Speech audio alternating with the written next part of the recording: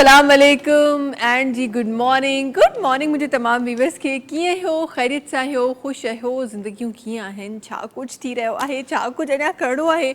अच्छा कॾहिं कॾहिं कुझु अहिड़ी शयूं हूंदियूं आहिनि न जिनजे करण जी एक्साइटमेंट इलाही घणी हुजे ऐं कॾहिं कॾहिं ज़िंदगी में असां एतिरो कुझु करे रहिया हूंदा आहियूं जेको माण्हुनि जे लाइ शायदि वॾो हूंदो आहे पर असांखे उन्हनि जी का एक्साइटमेंट ई कोन हूंदी आहे। कॾहिं कॾहिं जॾहिं असां इंतज़ारु पिया कंदा आहियूं त जी हिन टाइम ते हीअं थी वञे हुन टाइम ते हीअं थी वञे असां कॾहिं कॾहिं जीअं वेदर सिचुएशन्स आहिनि असांजूं अॼुकल्ह जेको वेदर असांखे नज़र अची रहियो आहे जॾहिं टाइम ते वेदर अची रहियो हूंदो आहे तॾहिं न ईअं रवानगी में अची वेंदो आहे कॾहिं कॾहिं इंतज़ार जूं जेके घड़ियूं आहिनि उहे मुश्किल लॻंदियूं आहिनि पर जेॾी महिल अची वेंदो आहे त तॾहिं असांखे ठीकु आहे हिकु फ्लो हूंदो आहे जेको असांखे नज़र ईंदो आहे।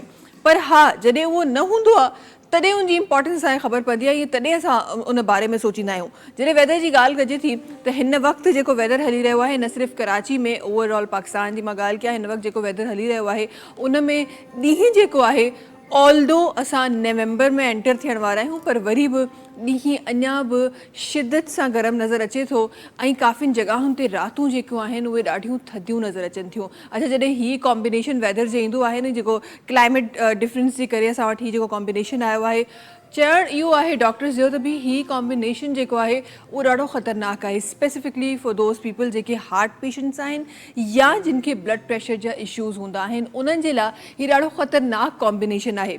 बिकॉज़ असां सभिनी खे ख़बर आहे जॾहिं विंटर सीज़न ईंदो आहे त ड्राइनेस पाण सां गॾु खणी ईंदो आहे न सिर्फ़ु असांजी स्किन ड्राई थींदी आहे बल्कि असांजा इंटरनल जेतिरा बि सिस्टम आहिनि उन्हनि खे बि ड्राइनेस ॾींदो आहे उन्हनि खे बि किथे न किथे उहे शयूं जेके असांखे ड्राइनेस सां इफेक्ट थींदियूं आहिनि उहे नुक़सानात ॾेई रहियो हूंदो आहे। त उन्हनि जे लाइ जेके हार्ट पेशेंट्स आहिनि या पोइ जेके ब्लड प्रेशर जा पेशेंट आहिनि उन्हनि जे लाइ हीअ हिकु अहिड़ो वेदर आहे जेको ख़तरनाक आहे उन्हनि जे लाइ स्पेसिफिकली वक़्तनि फ़वक़्तनि डिफरेंट जॻहियुनि ते स्पेसिफिकली कुझु शयूं आहिनि जेके चयूं वञनि पियूं प्लीज़ उन्हनि खे फॉलो कयो ऐं जेकॾहिं तव्हांखे हिन सीज़न में स्पेसिफिकली अगरि का अहिड़ी शिकायत अचे थी त please concern your doctor because he उहो टाइम आहे जंहिं टाइम ते शइ अगरि थोरी थींदी त उन जा असरात कई गुना वधीक थींदा। गॾोगॾु दिलि जी ॻाल्हि थी आहे असां हमेशह असांजा न शाइर बि लिखंदा आहिनि दिलि ते शाइरी बि लिखंदा आहिनि खोड़ सारियूं शयूं लिखंदा आहिनि। दिलि सभिनी खे ख़बर आहे त दिलि जेका आहे तव्हांजी अंदरि धड़कंदी आहे पोइ ख़बर न आहे उन में असां न खोड़ सारियूं शयूं मोहबतूं बि दिलि सां गॾु हूंदियूं आहिनि त खोड़ सारियूं शयूं दिलि सां गॾु हूंदियूं आहिनि although it is just an organ जेको it's not an just an organ it's a vital organ but जेको दिलि जेको आहे जेको धड़के थो ऐं उनजो कमु पंप करणु आहे पर असां दिलि खे कुझु घणी वैल्यू ॾींदा आहियूं ऐं उनखे हमेशह इन शइ ते बिलीव आहे त उहो अंदरि ई धड़कंदो आहे ऐं ज़ाहिर आहे उनखे तव्हां अंदरि ॾिसी सघो था पर छा तव्हां को अहिड़ो माण्हू ॾिठो आहे जंहिंजो दिलि सीने जे अंदरि न बल्कि ॿाहिरि धड़कंदो आहे जंहिंजो दिलि तव्हांखे सीने में उन दिलि जी जॻह ते का साइलेंस हुजे ऐं उन जॻह ते ॿी का शइ हुजे जेका ॿाहिरि दिलि धड़कंदो हुजे।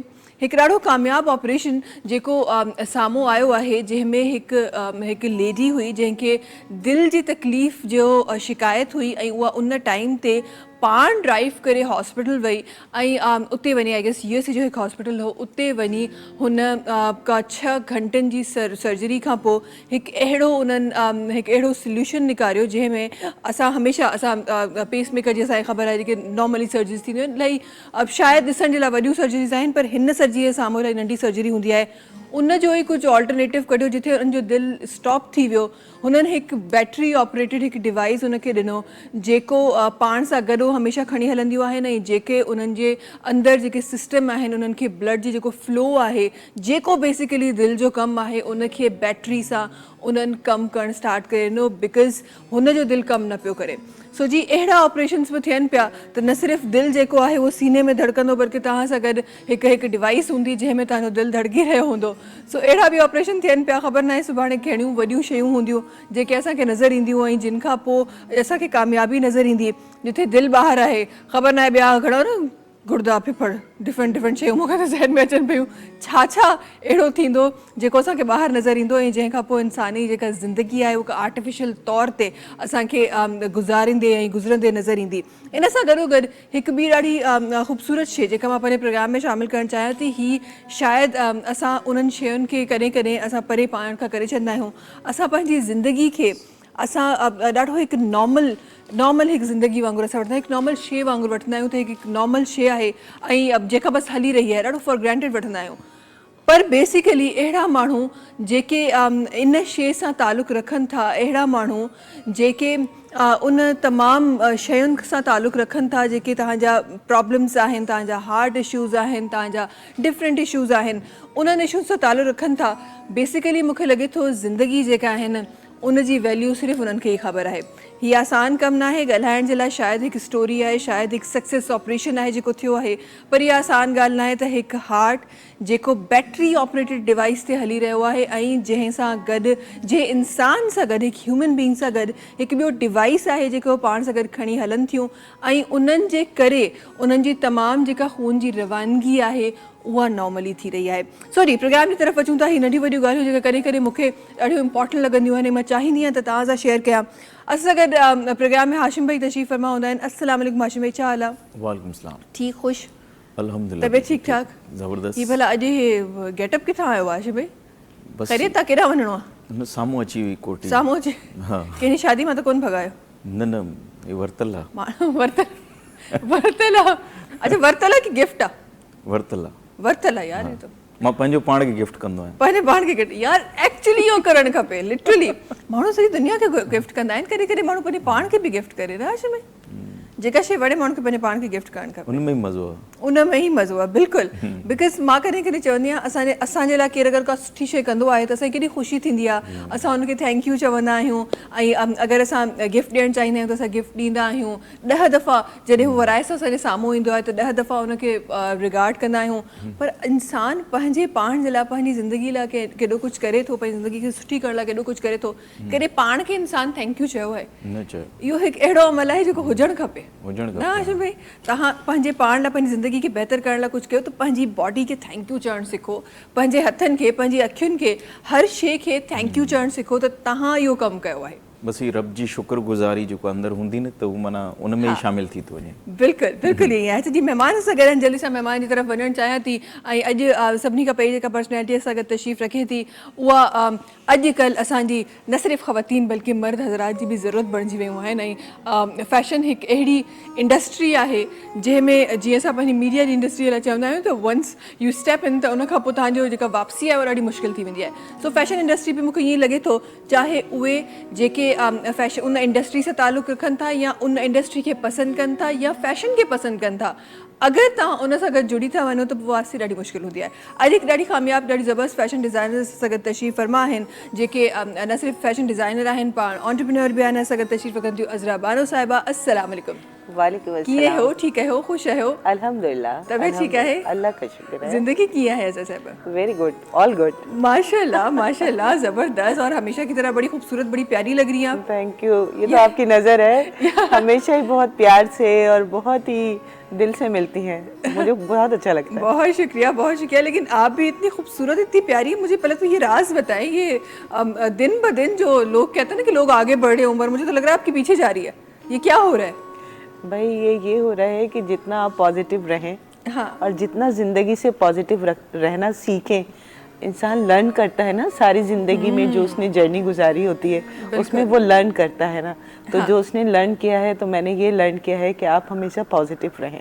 अगर इमोशनली कभी आप डिस्टर्ब भी हो जाएं तो भी अपने आप को मना के कोशिश करें कि फिर भी पॉजिटिव रहें। पॉजिटिव रहें, बिल्कुल। और ये मतलब कहने के लिए बड़ा आसान है लेकिन बड़ा मुश्किल अमल है ये। बड़ा मुश्किल है कि जिंदगी में कुछ भी चल रहा हो लेकिन आप हमेशा पॉजिटिव सोचें। बड़ा जब आप पॉजिटिव सोचेंगे और अपने आप से बात करके अपने आप को पॉजिटिव रखेंगे ना, तो खुद ब खुद आप अपने अंदर जो है ना डेवलप कर रहे। तो सबसे पहले आप अंदर इस सोच से आप अपने अंदर जो है ना पॉजिटिविटी जो है ना वो आप डेवलप कर रहे हो। जब आपके अंदर डेवलप हो जाएगी तो यकीनन आप डिलीवर भी कर दोगे। डिलीवर भी करेंगे, बिल्कुल बिल्कुल। वो कहीं मैंने पढ़ा था कि अगर किसी ग्लास में पानी होगा तो वो आपको पानी ही देगा, अगर वहाँ पे कोई जूस होगा तो आपको जूस ही देगा। तो ऐसे ही आपके अंदर पॉजिटिविटी होगी तो आप दूसरे को भी वही डिलीवर करेंगे। अच्छा जी, जल्दी सां हिकु ॿिया महिमान आहिनि जिन जी तरफ़ मां वञणु चाहियां थी। हिकु ॿी पर्सनैलिटी आहे जेका असां सां गॾु तशरीफ़ फरमा आहे, जनाब पाण रिलीजियस स्कॉलर आहिनि सां गॾु रफ़क़त अली नशवी साहब आहिनि जेके तशरीफ़ रखनि था। रफ़ाक़त अली, अस्सलाम वालेकुम। कीअं हो? ख़ैरियत सां आहियो? ख़ुशि आहियो? दुआ तबियत ठीक तव्हांजी आहे? अल्हम्दुलिल्लाह अमां ॿुधायो ख़ुशि आहियो? अल्हम्दुलिल्लाह बिल्कुलु ठीकु ठाक। तव्हां फरमायो ज़िंदगी कीअं आहे रफ़ाक़त साहब? जी ज़िंदगी कीअं आहे, कीअं गुज़री रही आहे? अल्हम्दुलिल्लाह शुक्र आहे उन ज़ाते बारी ताला जो जंहिं करवट असांखे नेमतुनि ऐं रहमतुनि सां नवाज़ियो। बेशक ऐं इंसान जी इंसानियत इन ॻाल्हि में आहे ऐं रब जी शुक्रगुज़ारी इन ॻाल्हि में आहे त इंसान ॿियनि जे कमु अचे ऐं रब जी शुक्रगुज़ारी हर नेमत ते शुक्रियो अदा करे। बसा औकात इंसान ते इम्तिहान ईंदा रहंदा आहिनि। मसलन जीअं कंहिं इंसान ते का मुसीबत ईंदी आहे त उहो इंसान रब जो शुक्र अदा करण जे बजाए रब खां शिकायत कंदो आहे। असल जेको इंसान जी अहमियत आहे उहो मुसीबत जे वक़्त में रब जी शुक्रगुज़ारी करणु आहे। यानी जेका बि मुसीबत अचे न, इन जो बहितरीन मिसाल हज़रत इमाम हुसैन अलैहिस्सलाम मैदान करबला में ॾेखारियो। बिल्कुलु बिल्कुलु नंढड़ा लाल आहिनि, तीर लॻी थो वञे, बाबा जे हंज में आहिनि, उन जे बावजूद बि इमाम हुसैन अलैहिस्सलाम जी ज़बान ते इहो जुमिलो हुयो त रिज़न बिक़ज़ाइही व तस्लीमन लिअमरिhi, ऐं ख़ुदा हुसैन तुंहिंजे फ़ैसिले ते लबैक थो चवे, तुंहिंजी तक़दीर ते लबैक थो चवे ऐं तुंहिंजी रज़ा सां राज़ी आहे। अगरि तुंहिंजी इन में रज़ा आहे त तुंहिंजो दीन बचंदो मुंहिंजे नंढड़नि बचड़नि जी क़ुर्बानीअ सां, त पोइ मुंहिंजी हीअ क़ुर्बानी तूं क़बूल कर, मां तुंहिंजे रज़ा सां राज़ी आहियां। अगरि तुंहिंजो दीन इन में थो बचे त मां राज़ी आहियां। ॾिसो इन्हनि हस्तियुनि जी हर जॾहिं बि वक़्तु तव्हां इंसान ज़िंदगीअ खे गुज़ारण जो जेको प्रोसीजर आहे, जेको आइडियल आहे, उहो इहो आहे त प्रोसीजर आइमा मासूमीन ॿुधायो ऐं ज़िंदगीअ जो आइडियल इंसान खे आइमा मासूमीन खे करणु खपे। जीअं इंसान आइमा मासूमीन खे पंहिंजे ज़िंदगीअ जो आइडियल कंदो न त उहा तमामु बहितरीन ज़िंदगी आहे, बिल्कुलु इनफ़रादी लेवल सां या इज्तिमाही लेवल सां। बिल्कुलु अगरि इंसान पंहिंजी ख़ाली ज़िंदगी गुज़ारणु चाहे थो या मुआशिरे में कीअं रहणो आहे, कीअं उथिणो आहे, कीअं वेहणो आहे, अहिड़े तरीक़े सां जीअं इमाम हुसैन साहब जो फ़र्ज़ंद आहे जनाब अली ज़ैनुल आबिदीन अलैहिस्सलाम, चौथों इमाम, मौला जे लाइ फ़रमाइनि था त ज़िंदगीअ में सभिनी खां वधीक ग़ुलाम वठी आज़ादु करणु। पुराणे ज़माने में ग़ुलाम थींदा हुआ, जंगनि में ईंदा हुआ, के अरब जा के अजम जा किथां जा बि, सभिनि खां वधीक ग़ुलाम वठी उन्हनि खे राहे ख़ुदा में आज़ादु करणु, यानी पंहिंजो सरमायो राहे ख़ुदा में आज़ादु करणु। बिल्कुलु जॾहिं तव्हां इन्हनि हस्तियुनि जी ॻाल्हि कयो था त हर किस्सो, हर वाक़ियो, हर सच, हर ज़िंदगी जो पहलू तव्हांखे कुझु न कुझु सेखारे थो। पर अॼु जी ज़िंदगी में जेको कुझु थी रहियो आहे, रफ़ाक़त अली साहब, मां थोरो सो अॼु तव्हांखे प्रोग्राम में मधु करण जो मक़सदु कुझु अहिड़ो हो त अॼोकी ज़िंदगी में असां जेको कुझु करे रहिया आहियूं, जेको कुझु ॾिसी रहिया आहियूं, अॼु इंशाअल्लाह पंहिंजे प्रोग्राम में उन्हनि शयुनि ते ॻाल्हाईंदासीं ऐं उन्हनि हक़ीक़तुनि ते ॻाल्हाईंदासीं जिथे अॼु जिन हक़ीक़तुनि खे असांजो आम माण्हू बिलीव करे थो। अॼु असांजो आम माण्हू जंहिं शइ खे, अच्छा वरी ॻाल्हि इहा हूंदी आहे त असां जॾहिं बि इस्लामिक टीचिंग्स जी ॻाल्हि कंदा आहियूं त हमेशह हूअं बि चवण इहो ई आहे, असांजो मज़हब बि असांखे इहो त सुञाणे त जेका सेखारे थो त जेका शइ तव्हां ॿुधो पहिरियों हुनजी तस्दीक कयो। असां बिना तस्दीक कए, मज़हब खे बि असां बिना तस्दीक कए जेको जेको असांखे केरु केरु ॿुधाए थो असां उन ते बिलीव था कयूं, असां अॻियां वधी था वञूं। सो उन्हनि शयुनि जे बारे में बि इंशाअल्लाह वक़्तनि फ़वक़्तनि प्रोग्राम में ज़रूरु शयूं शामिलु थियूं। खोड़ सारियूं शयूं अॼु प्रोग्राम में शामिलु थियण वारियूं आहिनि। 2 डिफरेंट टॉपिक्स आहिनि जंहिंखे खणी अॼु असां पंहिंजे प्रोग्राम में शामिलु थिया आहियूं। अच्छा थोरो सो हिन तरफ़ बि वापसि वञणु चाहींदमि ऐं हुन फैशन इंडस्ट्री जी तरफ़ बि मां ॾिसणु चाहींदमि जेका अॼु असांखे नज़र अचे पई ऐं हिकु ख़ूबसूरत, हिकु ॾाढो ज़बरदस्त, हिकु ॾाढो कामयाबु शो जंहिंजा चर्चा जेके आहिनि उहे सोशल मीडिया ते आहिनि। थोरो सो उनजे बारे में ॼाणणु चाहियां थी। ये अचानक माशाल्लाह से ये जो आपका जो ट्रिप था और ये कामयाब जो एक शो था, एक रैम वॉक था, ज़रा सा इसके बारे में बताइए। ये शो मेरी दोस्त हैं बहुत अच्छे, उनके मिराल कंपनी के नाम से ना इवेंट शो है ना, मिराल इवेंट शो है। उनके ये शो के साथ मैं उनकी टीम मेंबर हूँ और वो बहुत मेरी रिगार्ड करते हैं, बहुत मुझे रिस्पेक्ट करते हैं, जिसकी वजह से आज तक मैं उनके साथ हूँ। ये उनके साथ मेरा जो है ना 7वां शो है माशाल्लाह। और 7वां शो हर साल में ये ग्लासगो में हम हमेशा करते हैं। ये इंशाल्लाह 7वां शो है और हम जितने लोगों को भी लेकर जाते हैं अल्हम्दुलिल्लाह किसी एक इंसान का भी, एक पार्टिसिपेंट का भी आज तक वीज़ा रिजेक्ट नहीं हुआ। ज़बरदस्त आज तक वीज़ा रिजेक्ट नहीं हुआ, जिसमें हमारे फैशन डिज़ाइनर हैं, नोन फैशन डिज़ाइनर हैं, नोन जो है वो मेकअप आर्टिस्ट हैं, जिसमें इस दफ़ा सारे मेकअप आर्टिस्ट के ग्रुप की लीडर जो है वो एंजेलिना मार्शल है ना, तो वो हमारे साथ जा रही हैं। 3 नोन डिज़ाइनर जा रहे हैं, 5 हम विदाउट कॉस्ट, जिनको अपनी टिकट पर, अपनी तमाम खर्चे पर, 5 में से 3 लड़कियां और 2 लड़के, जिनको हम एक्सपोजर के लिए और प्रमोशन के लिए अपने साथ लेके जा रहे हैं, ऐसे पाकिस्तान डिज़ाइनर जो कि पहली दफ़ा इंटरनेशनली ट्रिप करेंगे और इंटरनेशनली अपने डिज़ाइन को वहाँ पर प्रेजेंट करेंगे, जिसकी हमें बहुत खुशी है। हम हमेशा लेके जाते हैं ऐसे लोग, लेकिन इस दफ़ा उन लोगों में 5 लोग हैं। तो हम लोग चाहते हैं कि जिन लोगों ने ज़िंदगी भर हमें प्रमोट किया, हमें हाथ पकड़ के उठाया, हमारी हेल्प की, जो कुछ हमें मिला है उसमें से कुछ ना कुछ तो डिलीवर हो जाए। वाह, बहुत ही खूबसूरत बात। और क्योंकि जो डिलीवर हमें करना है ये हम पर कर्ज है, वाह, है ना, हम पर कर्ज है। जो जर्नी मेरी आज तक की 28 इयर्स, जिन लोगों ने मेरी इस जर्नी में मेरा साथ दिया है, यकीनन कुछ लोग शायद मैं भूल गई भी हूँ, लेकिन मैं कोशिश करती हूँ कि मैं किसी को भी ना भूलूं, वाह, किसी को भी ना भूलूं।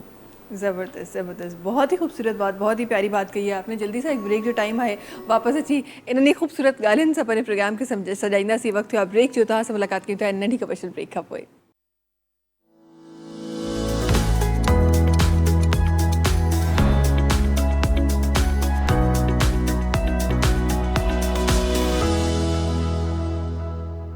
वेलकम बैक जी। अच्छा जी, प्रोग्राम में जिथे डिफरेंट शयूं असां शामिल करे रहिया आहियूं, उते हाशिम जी आवाज़ भी असांखे शामिल करणी आहे। हाशिम, छा ॿुधी रहिया आहियूं असां? ॿुधायूंसि था जी।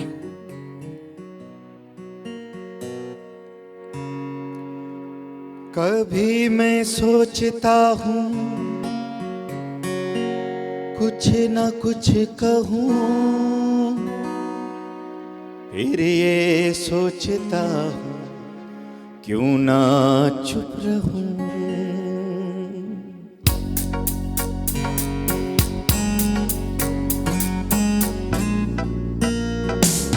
कभी मैं सोचता हूँ कुछ न कुछ कहूँ, फिर ये सोचता हूँ क्यों ना चुप रहूं। जिंदगी में ऐसे भी लोग मिलते हैं, देखते ही आंखों को अच्छे लगते हैं। आरज़ू ये होती है अपना कह सकूं, इसीलिए तो कभी मैं सोचता हूँ कुछ न कुछ कहूँ, फिर ये सोचता हूँ क्यों ना चुप रहूं।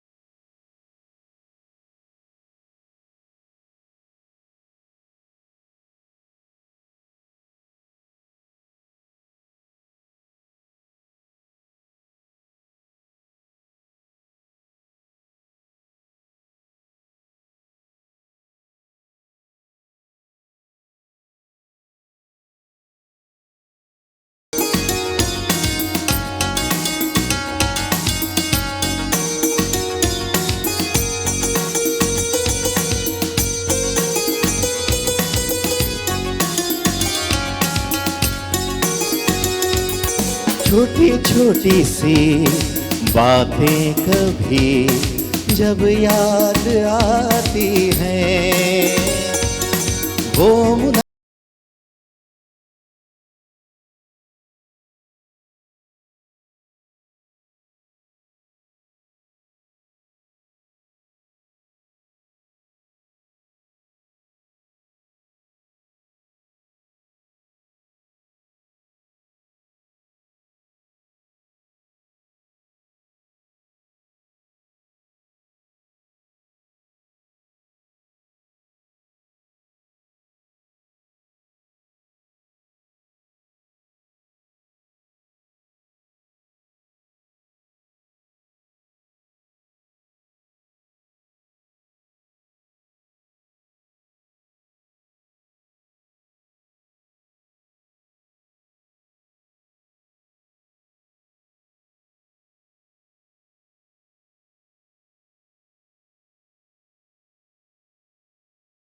जबरदस्त जबरदस्त जबरदस्त। ये बड़े अरसे के बाद हाशिम भाई ने ये गाना गाया, आपको पता है हसरत साहिबा? मेरे घर पे गाया था और बहुत अच्छा गाया था। वो तो पुरानी बात है ना, मैं तो शो की बात कर रही हूँ ना। बहुत प्यारा। शो में तो बड़े अजीब अजीब से हाशिम भाई, हाँ कभी कभार ऐसा मैं बोलना नहीं चाह रही थी लेकिन हाँ, कोई बात नहीं, बोल दिया। ये वाला पॉइंट भी है ना? हाँ है। ये आपको देख के क्यों ऐसा गाना याद है हाशिम भाई को, मैं ये सोच रही हूँ। देखिए कुछ वाइब्स अच्छी आती है ना, कुछ लोग देखा देखिए, हमने कुछ नहीं बोला, ये देखे खुद ही कह रहे हैं। लेकिन ये बात भी बड़ी प्यारी है। ये भी बड़ी प्यारी है। अच्छा लेकिन प्यारे लोगों की जो प्यारे कपड़ों में तो फ्यूजन आपने डाल दिया, मैं जुबान में डाल रही हूँ। देख ले आप, कमाल देख ले। हाँ देख, डिलीवर हो रहा है। हाँ डिलीवर हो रहा है बिल्कुल। असरात तो कहते हैं ना, सोबत इसीलिए कहते हैं अच्छी लगनी चाहिए, सोबत का असर बड़ा स्ट्रांग होता है। लेकिन जब अच्छे लोग होते हैं आपके साथ तो अच्छी वाइब्स न जाने कैसे लेकिन जुड़ जाती है आपके साथ। अच्छा जी, असां सां गॾु रफ़ाकत अली साहब भी तशरीफ़ फरमा आहिनि। रफ़ाकत साहब, थोरो सो मां ॼाणणु चाहियां थी, असां वटि जेको असांजो जेको वर्क इन्वायरमेंट आहे, उन खां पोइ असांजो हिकु रिलीजियस ज़ाहिर आहे, हर माण्हू जो हिकु अलॻि हिकु कॉर्नर आहे माण्हू सां गॾु, हर इंसान सां गॾु, हर मुस्लमान सां गॾु। मां थोरो सो ॼाणणु चाहियां थी तव्हांजे लफ़्ज़नि में त असां वटि असांजे वर्क प्लेस ते ज़ाहिर आहे जिथे मुस्लिम बि हूंदा आहिनि उते नॉन मुस्लिम बि हूंदा आहिनि, उते क्रिश्चियन कम्यूनिटी बि हूंदी आहे, डिफरेंट कम्यूनिटीज़ सां गॾु हूंदियूं आहिनि। हीअ जेको मज़हबी जेका हमांगी आहे, इनखे तव्हां कीअं बयानु कंदो ऐं कीअं प्रमोट कंदो? औज़ु बिल्लाहि मिनश शैतानिर रजीम, बिस्मिल्लाहिर रहमानिर रहीम। सभ खां पहिरियां जेका मुआशरे में इंसान जी रहणी करणी आहे, उन में मज़हबी हम आहंगी कीअं अचे, उन में सभिनी खे सभ खां पहिरियों मसइलो इहो आहे त कुझु मसाइल असां वटि अहिड़ा आहिनि असांजे मुस्लमाननि में या गैर मुस्लमाननि में, मतिलबु जेके पाकिस्तानी आहिनि, उन्हनि में बग़ैर तहक़ीक़ जे ॻाल्हाइणु ऐं बग़ैर तहक़ीक़ जे प्रोफेसर थी फतवा ॾियणु, इहा शइ आम जाम आहे। ठीकु आहे, मूंखे कंहिं मसइले जी ख़बर न आहे न, असां वटि माण्हू जेके न हिन में जहल मुरकब जो शिकार आहिनि। यानी हिकु इहा ख़बर त हू पाण कोन था सुञाणनि त मसइले जो हल छा आहे। नंबर ॿी ॻाल्हि इहा, वरी ॻाल्हाईंदा बि उन मसइले में, टप बि उन मसइले में ॾेई वठंदा ऐं पोइ चवंदा त असां खां वधीक को वॾो आलिम ई कोन्हे को। असल में इहा शइ जेका आहे न, नंबर हिकु इहा। नंबर ॿी ॻाल्हि त जेके इल्मी इख़्तिलाफ़ आहिनि उन्हनि खे ज़ाती इख़्तिलाफ़ में न आंदो वञे। मसलन असांजा वॾा जेके साइंसदान हुआ, अरस्तू ऐं शेख तूसी, इन्हनि जे विच में वॾा इख़्तिलाफ़ हुआ इल्मी लेवल ते, पर जॾहिं बि हिक ॿिए सां गॾिबा या अहिड़े हिसाब सां असांजा साइंटिस्ट आहिनि, उन्हनि में फार्मूले जे सतह ताईं इख़्तिलाफ़ थी सघे थो, लेकिन जॾहिं पाण में मिलनि त बामी भाईचारे वांगुरु मिलनि। छो त इल्मी इख़्तिलाफ़ हिकिड़ी पंहिंजी जॻह ते, लेकिन पंहिंजो भाईचारो आहे, इस्लामी भाईचारो हुजे या मुआशरती भाईचारो हुजे, उन जी हैसियत अलॻि हुजणु खपे। चवण जो मतिलबु इहो आहे त इंसानियत ऐं इस्लाम इन्हनि में बि हम आहंगी आहे ऐं हुजणु खपे या ज़रूरी करणु खपे असांखे। मसइलनि मुंहिंजे पड़ोस में कोई हिंदू रहे थो या कोई नॉन मुस्लिम रहे थो, मुंहिंजो इहो कमु न आहे त मां सुबुह सवेर उथी उनखे तानो ॾियां, या मुंहिंजो इहो कमु न आहे हू मुंहिंजे साम्हूं अचे त मां उनखे हथु ई न ॾियां, या ईअं चवां त बाबा तो हिन में हथु लाथो आहे, हीअ शइ नजिस आहे, हीअ शइ हराम आहे। इहे फतवा ॾियण जी का ज़रूरत ई कोन्हे का। हम आहंगी तॾहिं ईंदी जॾहिं असांजे हिन में बर्दाश्त जो मादो ईंदो। जेके इल्मी इख़्तिलाफ़ आहिनि उहे आहिनि पंहिंजी जॻह ते, 1400 सालनि खां वठी अॼु ताईं कहिड़ो इख़्तिलाफ़ आहे जेको हल थियो आहे, या इस्लामी लेवल ते, या फ़र्ज़ कयो डॉक्टर साहब जो जेको क़त्ल थियो उमरकोट में, डॉक्टर शाहनवाज़, बग़ैर तहक़ीक़ जे, ठीकु आहे, बग़ैर तहक़ीक़ जे हिकु बलवे खे कि इहो कहिड़ो इख़्तियार आहे। बाबा सभ खां पहिरियां तव्हां तोहीन साबित त कयो, ठीकु आहे, तोहीन जे सबूत जो मतिलबु, मुंहिंजो मतिलबु इहो आहे तोहीन साबित कीअं थींदी आहे। मसइलन कुझु शयूं आहिनि जिन जो सबूत असां वटि शरीयत इस्लामिया में मुश्किल आहे, नामुमकिन आहे। मसइलन उन्हनि शयुनि मां हिकिड़ी इहा शइ आहे त तोहीन जो साबित करणु। फेसबुक, सोशल मीडिया या ट्विटर्स या सोशल मीडिया आल टू आल जेका बि आहे, उहा कंहिं बि शइ जो सबूत न आहे। सबूत न ठीकु आहे, यानी कंहिं ते इहा फतवा नथा चई सघो त हे माण्हू हिन जो नज़रियो बि इहो ई आहे। हा, अगरि का पोस्ट अची सघे थी उन में काफ़ी सारा इम्कानात आहिनि, थी सघे कंहिं ॿिए कई हुजे, थी सघे ग़लति हैंडल थी वियो हुजे, फेसबुक आहे, ट्विटर सां, सोशल मीडिया अॼुकल्ह हैक बि थिए थी। इन हिसाब सां त असांखे सभ खां पहिरियां तहक़ीक़ करणु खपे हा, पंहिंजो पाण खां पुछणु खपे हा, मुलज़िम जो मौक़िफ़ ॿुधणु खपे हा। सही। अच्छा, हिते जॾहिं तव्हां तहक़ीक़ जी ॻाल्हि कयो था त हिकु शइ जेका मां ज़रूरु शामिलु करणु चाहींदमि त असां वटि जॾहिं तव्हां हीअ त उहा तहक़ीक़ आहे जेका सोशल मीडिया ते असां ॾिसूं पिया, असां वटि हिकु ॿियो इम्प्रेशन आहे माण्हुनि जे विच में, असां वटि हिकु नज़रियो आहे माण्हुनि जो त न सिर्फ़ु हिकु वॾे पैमाने ते, नंढे पैमाने ते बि जिते ॿ माण्हू गॾु किथे हिकु जीअं तव्हां चयो त हिकु कॉलोनी में रही रहिया आहिनि, पाड़े में रही रहिया आहिनि, हिकु जॻह ते कमु करे रहिया आहिनि, असां वटि उन्हनि जो नज़रियो बि जेको कमु अञा उन्हनि कयो कोन्हे, जेको कमु अञा थियो न आहे, असां पहिरीं पंहिंजे माइंड में विहारे छॾींदा आहियूं त अच्छा जी हीअ फलां क़ौम सां आहे, हीअ फलां मज़हब सां आहे, हीअ फलां ज़ात सां आहे, त हे त हीअं कंदो। आई गेस इहा जेका मेंटेलिटी आहे न असांजी, इनखे बि असांखे ग्रास रूट खां किथे इरेज़ करिणो पवंदो। न, शरीयत इस्लामिया बि इन बारे में क्लियर कट ॻाल्हि कई आहे त इहा इन शइ खे चइबो आहे हिकु अंदाज़ागिरी, अंदाज़ो हणी ऐं नतीजो अख़ज़ करणु, इहा गुनाहने कबीरा में आहे। बग़ैर तहक़ीक़ जे कंहिं शइ ते बि अंदाज़ो हणी या कंहिंखे परे खां ॾिसी त हीअ फलाणी क़ौम जो आहे ऐं हिन जो नसुल फलाणो आहे, हीअ हरामी आहे, हीअ हलाली आहे, असां जेको सर्टिफिकेट ॾींदा रहंदा आहियूं पंहिंजो पाण में मुआशिरे में असां ॾिठो आहे, त अहिड़े हिसाब सां अंदाज़ागिरी करे नतीजो अख़ज़ करणु, वरी उन ते हुकुम हलाइणु त हीअ शइ हीअं आहे, इहा शइ ग़लति आहे, क्लियर कट ग़लति आहे, ऐं इनखे असां कॾहिं बि करेक्ट न चयो आहे। सही। अच्छा, वक़्तन फ़वक़्तन ॿियूं कुझु शयूं बि आहिनि जेके मां प्रोग्राम में शामिलु कंदमि, गॾोगॾु अज़रा साहिबा सां गॾु तशरीफ़ फरमा आहिनि, ऐं थोरो सो मां फैशन इंडस्ट्री ते बि नज़र विझणु चाहियां थी, छो त हीअ उहा इंडस्ट्री आहे जेका तव्हांजे ऐं अच्छा हिकु त असां जॾहिं फैशन इंडस्ट्री जी ॻाल्हि कंदा आहियूं त हमारे ज़हन में फ़ौरन से वो वाला फ़ैशन आ जाता है जो वेस्ट में फ़ैशन हो रहा है, लेकिन मुझे लगता है फ़ैशन तो आप कहीं रह के भी और किस हाल में रह के भी, इवन हमारी वो जो ख़वातीन जो चार दीवारी के अंदर होती हैं, मुझे फ़ैशन तो वहाँ भी नज़र आता है। ज़रा सा ये मुझे बताइए, ये जो मिसकंसेप्शन है, ये जो मिथ्स है फैशन के बारे में, इसको कैसे डील किया जाता है? आई एम श्योर कि आप एज ए फैशन डिज़ाइनर बहुत सारी ऐसी चीज़ें फेस करती होंगी, कैसे डील करती हैं फिर इन चीज़ों को? देखिए, हमारी ख़वातीन जो है वो फॉलो करना चाहती है ना उस फैशन को, तो किसी भी वर्ल्ड के किसी भी फैशन को फॉलो करने में कोई मज़ाक़ नहीं है, आप ज़रूर फॉलो करें, लेकिन जिस कंट्री में आप रह रहे हैं ना उसकी क्या रिवायत है, वो क्या पसंद करते हैं, 100% तो नहीं लेकिन मेजॉरिटी लोग आपको क्या देखना पसंद करते हैं ना, तो आप उसका जो है ना कुछ फ्यूजन मिक्स कर लें ना। हाँ। आप डिज़ाइंस वो ले लें, लेकिन अपनी कट लाइन जो है अपने माहौल के हिसाब से, अपनी रिवायत के हिसाब से, अपने जिस फैमिली के आप हैं उसके हिसाब से आप वेयर कर लें तो कोई इशू नहीं है।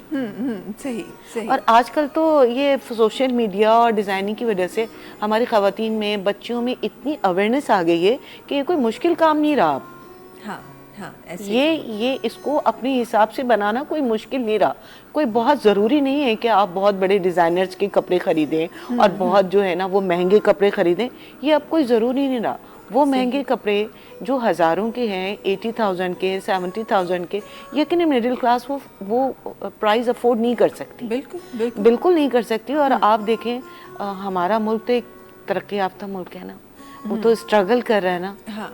अपने आप को बचाने के लिए और अपने आप को सर्वाइवल की जंग लड़ रहा है हमारे मुल्क। जब हमारा मुल्क लड़ रहा है तो यकीनन पूरी कौम भी लड़ रही है, पूरी कौम भी उसका शिकार है। तो यकीनन कपड़ों पे एक एलीट क्लास जो है वो तो लाखों हज़ारों रुपए खर्च कर सकती है, लेकिन एक सफ़ेद पोश लोग हैं, मिडिल क्लास लोग इतने हज़ारों रुपए के सूट अफोर्ड नहीं कर सकते। तो सोशल मीडिया और दूसरी डिज़ाइनिंग की इतनी चीज़ें आ गई हैं जो अच्छी समझदार बिजनेस वुमेन, जॉब पर्सन ख़वातीन जो कि जिनको हर वक्त कपड़े चाहिए ना, तो वो बेचारी तो जिनको हर वक्त कपड़े चाहिए वो अपनी सारी सैलरी से या अपने घर के सारे बजट से सिर्फ कपड़े नहीं खरीद सकते।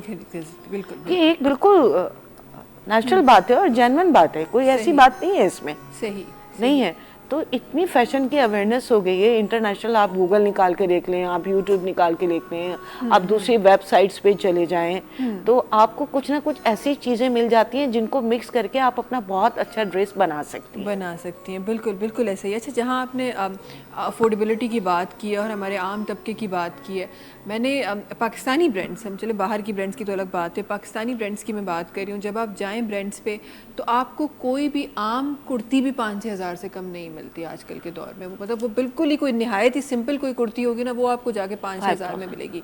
और जितने ब्रांड्स हैं अब सब ने वो, जो हम पहले समझते थे कि अच्छा ठीक है लॉन ले लें, ज़रा बजट फ्रेंडली होगा हमारे लिए, आजकल हमारे पास लॉन इतनी महंगी हो गई है। तो मैं ज़रा ये जानना चाहती हूँ कि हमारे जो जितने पाकिस्तानी डिज़ाइनर भी हैं, पाकिस्तान में रह के कपड़े बना किसके लिए रहे हैं कि जब इतनी इतनी महंगी चीज़ें यार, कि आप लॉन का 15-15 हज़ार रुपये के लॉन के सूट से हमारे पास।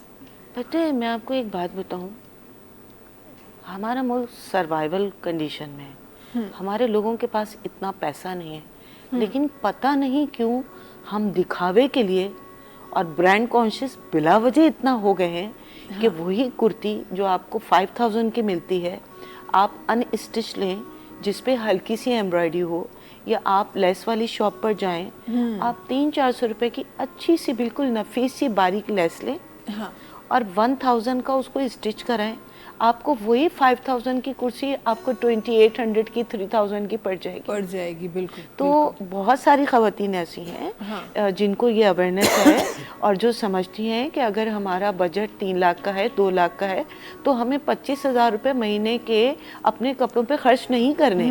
वो 25,000 रुपये हमें वार्डरोब में रखने नहीं रखने, बिल्कुल नहीं रखने। हमें वो कपड़े बनाने हैं जो कंटिन्यू हम उसको यूज़ कर सकें। वो जब कपड़ा चॉइस करने के लिए जाएं, वो अपनी लेस, कोई डिज़ाइंस, कोई फ्लावर, कोई चीज़ ऐसी परचेज करने के लिए जाएं, अपना एक छोटा सा बजट रखें। मुझे इसमें बनाना है, मेरे पास 10,000 है तो 10,000 में मुझे 4 कुर्तीज़ बनानी है, बिल्कुल 4 कुर्तीज़ बनानी है।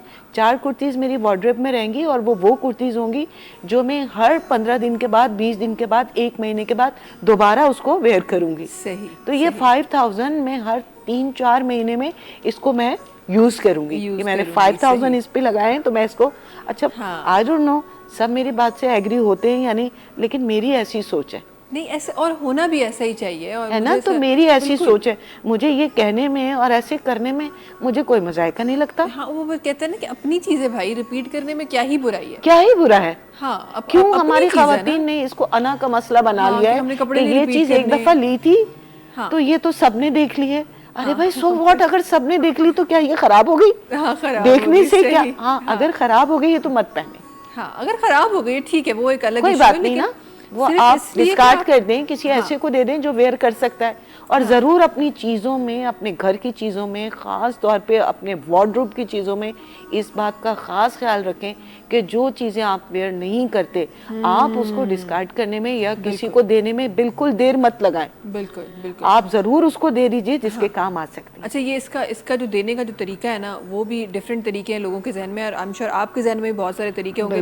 वो इंशाल्लाह हम थोड़ी देर में प्रोग्राम में भी शामिल कर इंशाल्लाह कंदा सी वक्त ब्रेक जो पहली ब्रेक ते हलूं था वापस जी कुछ तहां जो मुझे कम जो ॻाल्हियूं कयूं था वक्त ब्रेक जो तहां सां मुलाक़ात की था ब्रेक खां पोइ।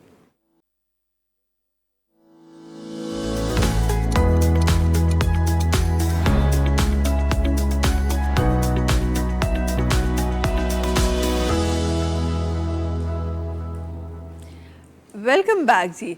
अच्छा जी, रफ़ाक़त अली साहब तहां जी तरफ़ अचणु चाहींदमि ऐं कुझु ॻाल्हियूं जेके मां पंहिंजे प्रोग्राम में शामिल करणु चाहियां थी, जिन जी डायरेक्शन मां पंहिंजे स्पेसिफिकली जेके हिन वक़्तु असां नाज़रीन जुड़ियल आहिनि या थ्रू रिकॉर्डेड प्रोग्राम जुड़ंदा या थ्रू सोशल मीडिया जुड़ंदा, उन्हनि जे लाइ कुझु शयूं मां शामिल करणु चाहियां थी। रफ़ाक़त साहब, असां जॾहिं मज़हब जी ॻाल्हि कंदा आहियूं, असां जॾहिं मज़हब जी प्रैक्टिस जी ॻाल्हि कंदा आहियूं, प्रैक्टिस करण जी ॻाल्हि कंदा आहियूं, असांखे कुझु फ्रेम्स ॾेखारिया वेंदा आहिनि त जी मज़हब जी जेका प्रैक्टिस आहे उहा सिर्फ़ु हिन ई फ्रेम में थी सघे थी, फलां माण्हू करे सघे थो, फलां माण्हू नथो करे सघे, हिन जी क़बूलियत आहे, हिन जी नाहे क़बूलियत। खोड़ सारियूं शयूं आहिनि जेके असांखे चयूं वेंदियूं आहिनि, खोड़ सारा उहे ताना आहिनि, उहे मीन कॉमेंट्स आहिनि जेके तव्हांखे ॾिना वेंदा आहिनि, उन हवाले सां छा फरमाईंदो? औज़ु बिल्लाहि मिनश शैतानिर रजीम, बिस्मिल्लाहिर रहमानिर रहीम। सभ खां पहिरियां असांखे इहो इख़्तियार ई कोन्हे त असां कंहिंजे दुआ जे क़बूलियत जो सर्टिफिकेट ॾियूं ऐं कंहिंखे चऊं त फलाणो मज़हबी लेवल सां करेक्ट आहे ऐं कंहिंखे चऊं त फलाणो करेक्ट न आहे। सभ खां पहिरियां असांखे इख़्तियार न आहे। इहो इख़्तियार जंहिं ज़ाते गिरामी खे आहे उहा ज़ाते बारी ताला ख़ुदावंद मुताल की जी ज़ात आहे। अच्छा, जेसीं ताईं मुआशिरे जी ॻाल्हि कंदो, मुआशिरे में त इहा बीमारी आम आहे, ठीकु आहे। त मुंहिंजो मज़हब हीअ आहे, मुंहिंजो जेको आहे सो पैराग्राफ हीअ आहे, मां त बसि हिन जे दरमियान ई हलंदुसि, इन खां हटी करे मां न हलंदुसि। इहे शयूं जेके असां महदूद कंदा आहियूं न, इहो छो थींदो आहे? इहो इन जे करे त बिकॉज़ असांजो अक़ल जेको आहे बसि ज़ाते ख़ुदि महदूद आहे। असांजो अक़ल नंढिड़ो आहे, असांजो दिमाग़ नंढिड़ो आहे, असांखे उहा सोच कोन्हे का। त हिकु मुआशिरे खे बहितरीनु मुआशिरो खणी हलण जे लाइ जेको असांखे आइमा मासूमीन या ख़ुदावंद मुताल या रसूल ख़ुदा सल्लल्लाहु अलैहि वसल्लम जेको प्रोसीजर ॿुधायो आहे, असां उनखे फॉलो ई कोन था कयूं। असां बएतबार मौलवी अगरि मूंखे मसइलो को इख़्तियार मिली वञे, मां उहा ई ॻाल्हि कंदुसि त फलाणे माण्हूअ खे मां इनाम ॾींदुसि, पर तॾहिं जॾहिं उहो हले ई मुंहिंजे कानून ते, पाकिस्तान जे कानून ते हलंदो त मां इनाम कोन ॾींदुसि, या सिंध हुकूमत जे कानून ते हलंदो त मां इनाम कोन ॾींदुसि। लेकिन छो त मुंहिंजो अकुल नंढिड़ो आहे। मां इन जे करे अॻे माण्हूअ खे महदूद थो करे छॾियां, ऐं मूंखे इहा ख़बर आहे त अॻे माण्हू बि लालच में अची करे मुंहिंजी ॻाल्हि मञे वठंदो। इन जे करे असां जेको आहे सो नंढड़ी ज़हनियत हिकिड़ी थींदी आहे न, हिकिड़ी कज ज़हनी जंहिंखे चइबो आहे, उन जे करे मुआशिरो ख़राबु थींदो आहे, मुआशिरो सुधरण जे बजाए। ठीकु आहे, सची ॻाल्हि ॿुधायूं त मज़हबी लेवल सां हम आहंगी अगरि असांखे पैदा करणी आहे न, त उन लाइ असांखे दिलि वॾो करिणो पवंदो। कीअं? मसलन कंहिंजे इख़्तिलाफ़ खे खुली करे क़बूलु करिणो पवंदो। अगरि कंहिं जॻह ते मूंखां ग़लती थी आहे त उनखे बि खुलेआम क़बूलु करिणो पवंदो आहे त मूंखां ग़लती थी आहे। ठीकु आहे, छो त कंहिं शइ जो एतिराफ़ करणु बि अधु इल्मु आहे। आइमा मासूमीन जेको रिवायात जे हिसाब सां या सहाबा जे हिसाब सां जेको ॿुधाई आहे ॻाल्हि, उहा ई आहे त कंहिं शइ जो जेका शइ तव्हांखे नथी अचे न, उन शइ जो एतिराफ़ कयो, इहो बि अधु इल्मु आहे। जे जाइ के मां फतवा वेही ॾियां। हाणे मुंहिंजी सोच कीअं आहे? मुंहिंजी सोच ईअं आहे त शिया जेको आहे सो मसइला फ़र्ज़ु कयो उहे मुसलमान कोन्हनि।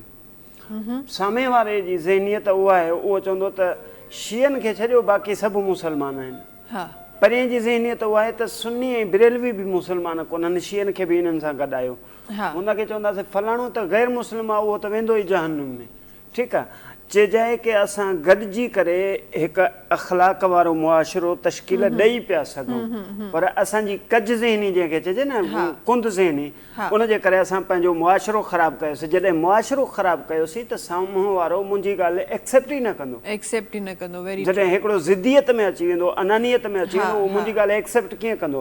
हाणे फ़र्ज़ु कयो मूंखे का ॻाल्हि मञाइणी आहे त मां छा कंदुसि? मां लाज़मी हथ जोड़ वारो तरीक़ो अख़्तियार कंदुसि, या ॿाहुनि ॿधण वारो, फलाणे जे कॾ फलाणे जे कॾ, त मुंहिंजी ॻाल्हि मञियो, मुंहिंजी ॻाल्हि मञियो, पोइ ॻाल्हि मञिबी। इन मौज़ूअ ते सभु मुतफ़िक़ आहिनि। बाक़ी मज़हबी हमाहंगीअ जी जॾहिं ॻाल्हि थी अचे न, पोइ वरी सभिनी जा नतीजा ई पंहिंजा। इहो एक्चुअली असां वटि ॾाढी हिकु कॉमन प्रैक्टिस थी वई आहे त असांखे उहा ई मूं ॻाल्हि चई त असांखे जॾहिं का ॻाल्हि ख़बर पवंदी आहे त असां उनजी रिसर्च कोन कंदा आहियूं, असां ॿुधंदा आहियूं, उन ते हलण सां स्टार्ट करे छॾींदा आहियूं। ऐं इन में न सिर्फ़ु उहो हिकु या ॿ माण्हू आहिनि, नस्लूं ईअं हलंदियूं आहिनि, नस्लनि त उहा शइ हली रही हूंदी आहे। इहो हिकु वॾो फैक्टर आहे त जॾहिं असां कंहिं बि कम जे थियण जी ॻाल्हि था कयूं त असांखे लॻंदो आहे त फलां माण्हू कंदो, फलां, ठीकु आहे, हर कंहिंजी पंहिंजी हिकु रिस्पॉन्सिबिलिटी आहे, उहा अलॻि ॻाल्हि आहे। पर असां पंहिंजे नसीब खे या पंहिंजी उन शइ खे, पंहिंजे फ्यूचर खे फलां माण्हू जे फलां पोज़ीशन जे उन दायरे में असां विझी छॾंदा आहियूं त छा जी फलां कंदो त थींदो, फलां चवंदो त थींदो, फलां हीअं थींदो त हूंदो। इहो बि हिकु फैक्टर आहे जेको मुआशिरे में ॾाढो तेज़ी सां वधी रहियो आहे। जी इन मामले में क़ुरान मजीद भी बहितरीनु रस्तो ॾिनो आहे, असां उनखे फॉलो न कंदा आहियूं। क़ुरान मजीद सूरह मुबारक फुरक़ान में बि आयो त लिम तक़ूलून मा ला तफ़अलून, जेको अमल पाण नथा कयो उहो ॿिए खे छो था चओ। ठीकु आहे, असांजो अक्सर मुआशिरो क़ुरान मजीद जी ॿी आयत आहे कलीलुम मिनहुम अलल हक़ व अक्सरहुमुल फासिकून। मुआशिरे में थोरा माण्हू हक़ ते आहिनि, चंद गिना चुना उहे हक़ ते आहिनि, बाक़ी अक्सर हुमुल फासिकून, अक्सर फासिक आहिनि। कीअं? उहे कौल बिला तस्दीक नकुल कंदा आहिनि। सही ठीकु आहे? सही ऐं कौल बिला तस्दीक नकुल करणु शरीयत मुक़दसा में गुनाहनि कबीरा आहे। सही हिकिड़ा थींदा आहिनि सगाइर, नंढा गुनाह, जी, जी। ॿिया थींदा आहिनि कबाइर। कबाइर उहे गुनाह जिन ते जहन्नुम हतमी आहे ऐं ख़ुदावंद मुताल लिखी चुको आहे त हिन गुनाह ते जहन्नुम ॾेई रहंदुमि, चाहे तव्हां कुझु बि कयो। उन में इहा ॻाल्हि आहे त बग़ैर तस्दीक जे कंहिंजी बि ॻाल्हि नकुल करणु मुआशिरे में। सही मां कंहिंखां ॿुधी, मां अदा एंडी खां ॿुधी, अदा एंडी खां ॿुधी करे मूं अॻे नकुल कई, मुंहिंजे घर वारनि वरी अॻियां नकुल कई, अहिड़े हिसाब सां तस्दीक कंहिं कोन कई। पोइ जेको बग़ैर तस्दीक जे नकुल कौल आहे न, क़ुरान जे मुताबिक़, सुन्नत जे मुताबिक़ गुनाहने कबीर आहे, इन ते जहन्नुम जी वईद आहे। ऐं असांजे मुआशिरे जी वॾे खां वॾी बीमारी इहा आहे। इहा आहे, बिल्कुलु बिल्कुलु बिल्कुलु इहा ई आहे। ऐं उहे बीमारियूं जेके चवण जे लाइ शायदि असां पंहिंजी रेगुलर लाइफ में असां करे रहिया आहियूं, पर उहे हक़ीक़त में उहे इस्लामिक टीचिंग्स जे हिसाब सां उहे ग़लति आहिनि ऐं ग़लति थी रहियूं आहिनि। अच्छा जी, उन सां गॾोगॾु तव्हांजी तरफ़ बि मां अचणु चाहींदमि। ऐं खोड़ सारियूं शयूं आहिनि ऐं हमेशह इन ॻाल्हि ते नंढपिण खां बि इहो ॿुधियो आहे, ऐं जेके सही इस्लाम जी टीचिंग्स ॾींदा आहिनि उन्हनि खां बि इहो ई ॿुधियो आहे त चवंदा आहिनि त कंहिंजी केॾी महिल क़बूलियत थिए थी, कंहिंखे का ख़बर कोन्हे, कंहिंखे सुभाणे जी का ख़बर कोन्हे। ऐं वाक़ई में इहा ॻाल्हि सच आहे त तव्हांखे सुभाणे जी कॾहिं का ख़बर कोन हूंदी आहे। तव्हां प्लानिंग कुझु करे रहिया हूंदा आहियो, पर ख़ुदा ताला जी तरफ़ां रस्तो जेको आहे ॿियो कुझु तव्हांजे लाइ ठाहियो वेंदो आहे उन रस्ते, ऐं वो बेशक तो वो रस्तो ॾाढो कामयाब रस्तो होंदो है। इस रस्ते की जब मैं बात करती हूँ तो ज़रा सा मैं आपके उस रस्ते की तरफ देखना चाहती हूँ कि जो आपने अपने लिए प्लान किया था और फिर जो आज वो हो गया, क्या ये वही प्लानिंग थी जो आपने कभी अपने यंग टाइम में की थी कि अच्छा जी मैंने ऐसे ऐसे ज़िंदगी गुजारनी है और मुझे ये करना है, मुझे फ़ैशन डिज़ाइनर बनना है, मुझे इतने लोगों को जो है वो प्रमोट करना है और इतने लोगों को हेल्प आउट करना है, या ये खुद ब खुद रास्ता बन गया था? नहीं महविश, रास्ता खुद ब खुद बन गया। मैं पाकिस्तान से शादी होके गई सऊदी अरब में, तो सऊदी अरब तो इतना उस वक्त तकरीबन 28 साल पहले, तो सऊदी अरब का जो इन्वायरमेंट था और जो वहाँ पे ख़वातीन के लिए जो इन्वायरमेंट था वो बहुत ही रिस्ट्रिक्टिव था। अभी तो ये है कि सऊदी अरब ने भी बहुत सारी चीज़ें आसान कर दी हैं, ख़वातीन ये भी कर रही हैं, वो भी कर रही हैं, बैंक सेक्टर में भी आ गई हैं, बिजनेस वुमेन भी हो गई हैं, गाड़ी भी चला रही हैं, अभी बहुत हो गया ना। तो मैं तो 11 साल वहाँ रही ना, तो 11 साल जब वहाँ रही तो कोई प्लान था ही नहीं। पाकिस्तान एम्बेसी स्कूल में टीचिंग की और उस स्कूल में हमारी हेड थी मिसेस खान, बड़ी अच्छी, उनको शायद मेरे अंदर ये पोटेंशियल नज़र आई कि मैं अपनी इस टीचर को मीना बाज़ार का तमाम सेटअप जो है वो इसको हैंड ओवर कर दूं। मुझे बहुत खुशी हुई कि पता नहीं इनको मुझ में क्या नज़र आया ऐसा। तो शायद जो मेरी ड्रेसिंग थी ना वो उनको इंस्पायर करती थी और वो मुझसे पूछती थी कि अज़रा आप ये यहाँ बनाती हो या पाकिस्तान से लेकर आती हो? मैंने कहा मैम जब मैं पाकिस्तान जाती हूँ ना 2 महीनों की छुट्टी पे, तो मैं यही सब करती हूँ, यही सब करती हूँ। तो वहाँ से ये है कि मुझे पता चला कि मेरे अंदर ये क्वालिटी है। फिर जब टीचर्स ने तकरीबन 250-300 टीचर्स ने मेरी उस क्वालिटी की तारीफ़ की, मुझे समझ में आया शायद कुछ अच्छा बनाती हूँ कि मेरी प्रिंसिपल मेरा, तो वो वहाँ से मैंने मीना बाज़ार स्टार्ट किया। और जितने टाइम मैं सऊदी अरब में रही, जितने टाइम मैं स्कूल में पढ़ाती रही, तो वो मैं मीना बाज़ार की जितनी पाकिस्तानी प्रोडक्ट थी वो मैं पाकिस्तान से मंगवाती थी। इवन के शूज़, ज्वेलरी, वहाँ सर्दी ज़्यादा होती थी तो सर्दी की ख़वातीन जो यहाँ पे हैंडीक्राफ्ट्स की जो चीज़ें मंगाती हैं ना, ख़ास तौर पे जो ख़वातीन घर पे जो काम करती हैं ना, मैं जब भी पाकिस्तान आती थी तो उनसे मैं कांटेक्ट करती थी और उनसे जो भी चीज़ें वो उनकी बनी हुई होती थी ना, उनसे पसंद करके मैं ये कहती थी आप ये मुझे कार्गो कर दीजिएगा या मैं मंगवा लूँगी जगह पर, आप मुझे ये चीज़ें दे रही है। महविश तो जब मैं वो चीज़ें मंगवाती थी और अपने स्कूल के मीना बाज़ार में रखती थी तो मेरी ना सिर्फ मेरी टीचर्स बल्कि जितनी पाकिस्तानी ख़वातीन उस मीना बाज़ार में स्कूल में आई हुई होती थी सब बहुत पसंद करती थी। और जब वो आती थी वहाँ पर वो पसंद करती थी तो मुझसे ये पूछती थी कि अज़रा अब कब मंगवाएंगी ये चीज़ें? मैंने कहा आपको चाहिए? कह ली हाँ अज़रा हमें चाहिए। मैंने कहा ठीक है, आपको जब चाहिए हो आप मैम को बता दीजिएगा, ये तमाम चीज़ें आपको मंगवा दूँगी। तो मैंने ये एक ट्रेंड वहाँ पे शुरू किया था कि पाकिस्तान की जितनी घरेलू ख़वातीन हैं जो चीज़ें बनाती हैं जो कि नहीं जाती हैं या वो इंटरनेशनली जो है वो उसको सेल नहीं कर पाती, तो मुझे एक ये बड़ी अट्रैक्शन लगती थी कि यहाँ पे उनको प्रोडक्ट आती है तो वो रियालों में उनको पैसे जाते हैं। तो ये चीज़ मुझे बहुत हाँ हाँ अच्छी लगती थी। और जिन खवातीन से मैं मंगाती थी वो बेचारी हर वक्त फ़ोन करके कहती थी अज़रा और चाहिए। मैंने कहा बस अभी 1 साल है मीना बाज़ार में, ये सारी चीज़ें आप बना के रखें, 1 महीने पहले मैं आपसे ये सारी चीज़ें लूँगी और इस पर कुछ आपको पैसे कम करने की ज़रूरत नहीं है, जितनी आपकी लागत आई है उससे डबल प्राइस में मुझे कोट कीजिएगा। ज़बरदस्त ज़बरदस्त ज़बरदस्त। और मुझे लगता है सही जो है, आप जब किसी को प्रमोट करने की बात करते हैं या किसी की ये हेल्प तो नहीं कहा जाएगा इसको, क्योंकि ये तो वो चीज़ है कि वो मेहनत कर रही हैं और वो अर्न कर रही हैं, तो लेकिन उनको आगे लाने में आपका बड़ा हाथ है। और मुझे लग रहा है अब जो है ये ट्रेंड बड़ा कॉमन हो गया है। लेकिन बस अफसोस की बात यह है कि अब हमने ये सोच लिया कि अच्छा जी घर में कोई बंदा घर में बना रहा है तो फिर उसको तो कम पैसे देने हैं, अच्छा जी उसके बाद फिर दुकान पे बना रहा है तो थोड़े से ज़्यादा दे देने, फिर पता चला कि जी वो AC रूम में बैठ के बना रहा है तो अब 4 गुना और ज़्यादा उसको देने। ये जो ट्रेंड आया ना, ये बड़ी मुझे नाइंसाफ़ी लगती है। मैं भी आपको बताऊं, ये ट्रेंड ना सिर्फ पाकिस्तान में है। पाकिस्तान से बाहर पाकिस्तान की चीज़ों को इतना पसंद करते हैं, चाहे वो मेल की हाथ की बनी हुई हो हैंडीक्राफ्ट, चाहे ख़वातीन के हाथ की बनी। आप यकीन करें कि जितनी अच्छी ख़वातीन और जितने पाकिस्तान के लोग कल्चरल चीज़ें बनाते हैं ना हैंडीक्राफ्ट, पूरी अभी तक मैं जितने मुल्कों में गई हूँ सब लोग बहुत पसंद करते हैं। और जो रेट्स उस पर लिखे हुए होते हैं, यकीन करें वो रेट्स उनको कम लगते हैं। डॉलर में, पाउंड्स में, दीनार में उनको वो पैसे चीप लगते हैं। हाँ। और मैं तो वही चीज़ें लेती हूँ जो भी मैं पाकिस्तान से बाहर लेके जाती हूँ, वो लोगों को लगते हैं कि इसको तो कोई इतने ज़्यादा तो महंगे नहीं है, और इतनी अच्छी प्रोडक्ट, हैंडमेड प्रोडक्ट पूरी दुनिया में पसंद की जाती है। बिल्कुल बिल्कुल। जैसे आपने आजकल ये देखा होगा, तकरीबन 7-8 साल से ट्रक आर्ट जो है वो बड़ा फेमस हुआ है yes। ट्रक आर्ट क्या है? हाँ अब मैंने खवातीन को बोला है कि इस ट्रक आर्ट को ना ट्विस्ट कर दीजिए जी, इस ट्रक आर्ट को ना आप फैब्रिक पे ले आइए, इस ट्रक आर्ट को किसी ना किसी तरीके से फैब्रिक पे ले आइए। हाँ। अब वो जो अभी जो चीजें मेरी जाएंगी ना, हाँ। अभी हमारा शो हो रहा है 20 दिसंबर को जी। ग्लासगो में हो रहा है, स्कॉटलैंड में। होटल क्राउन प्लाजा है, 7 स्टार होटल है, 7 स्टार होटल।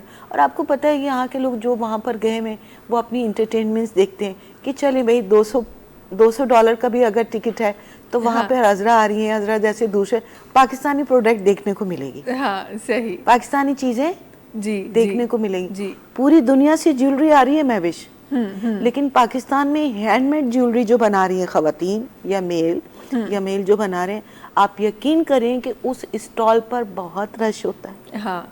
अच्छा, हैंडमेड, आप वैसे ही जब आप हैंडमेड की बात करते हैं ना, तो वो फिर उसके साथ न सिर्फ हैंडमेड आता है, उसके साथ वो क्वालिटी भी आते हैं, और फिर वो इट्सेल्फ, जब आप हैंडमेड बोल रहे होते हैं तो वो इट्सेल्फ वो प्रीशियस एक चीज़ लगती है जिसके बारे में आप शायद हम इतनी वैल्यू नहीं देते, क्योंकि हमारे पास तो ना हर दूसरे घर में ये चीज़ हो रही है, लेकिन जहाँ नहीं हो रही एक्चुअली वैल्यू उनके पास है। जल्दी सा एक ब्रेक की तरफ बनूँ था, वापस अच्छी कुछ खूबसूरत गाली व्यू प्रोग्राम में शामिल करनी हुआ वक्त ब्रेक जो था सब मुलाकात की नई कमर्शियल ब्रेक का पे।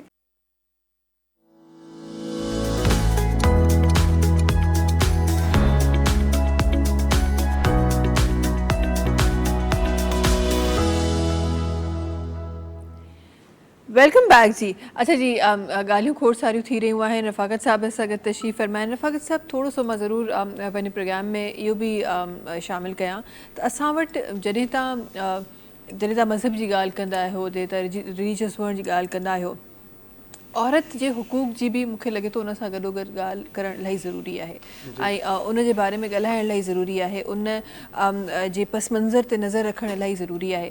जॾहिं तव्हां औरत जे हुकूक जी ॻाल्हि कयो था त तव्हांखे छा थो लॻे एज़ एन रिलीजियस स्कॉलर, तव्हां जॾहिं मुआशरे में ॾिसो था, मुआशरे में घुमो था, औरतुनि जे हुकूक खे सम्झो था, माण्हुनि खे उन्हनि हुकूकनि ते अप्लाई कंदे ॾिसो था, या उन हुकूक सां नाइंसाफ़ी ईअं चइजे त थींदे तव्हां ॾिसो था, छा इहो वाकई मुआशरे में कॉमन आहे, या अॼु असांजो मुआशरो कंहिं डिफरेंट एंगल सां सोचे रहियो आहे? न, बेसिकली ॾिठो वञे त मुआशरो मर्दनि जे हुकूकनि सां ई कॉमन न आहे। चइजाए कि बेसिकली इंसानियत इन में आहे त इंसान सभ खां पहिरियां पड़ोसियुनि जा हुकूक, मर्दनि जा हुकूक, औरतुनि जा हुकूक, हर शइ खे साथ खणी हलंदा। हा, ठीकु आहे, हर शइ गॾु खणी हलंदा, तॾहिं इंसानियत आहे। ईअं न आहे त जानवरनि वारी ज़िंदगी, औरत आहे त मुंहिंजी ग़ुलाम आहे, औरत आहे त हीअ शइ आहे, मुंहिंजी मर्ज़ी जेका वणे आउं कंदो वठां, औरत मूंखां नथी पुछी सघे, आउं हर शइ पुछी सघां थो, हाँ, ईअं न हुजणु खपे। मैं इंसान आपसे एक सॉरी जी मैं आपसे एक सवाल करना चाहती हूँ, जी कर जी जी सकती हूँ प्लीज मैं? बोलिए बोलिए बोलिए। मैं अपने तमाम जो स्कॉलर हैं, जो हमारे मजहबी आप जैसे बहुत सारे लोग हैं, मेरे दिल में ये सवाल आता है कि मैं करूँ ना।